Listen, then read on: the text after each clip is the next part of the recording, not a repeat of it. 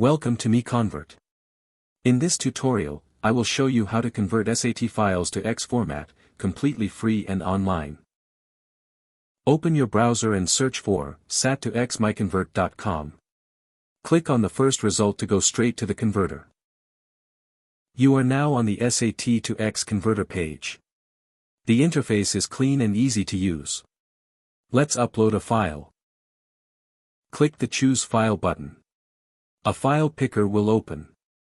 Select the SAT file you want to convert, then click Open. Your file is loaded and ready.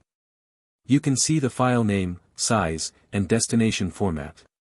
Click Convert now to start the conversion.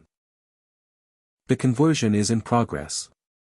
You can see the progress bar moving. This usually takes just a few seconds. Done. Your file has been successfully converted. Click Download to save the X file to your computer. That's it.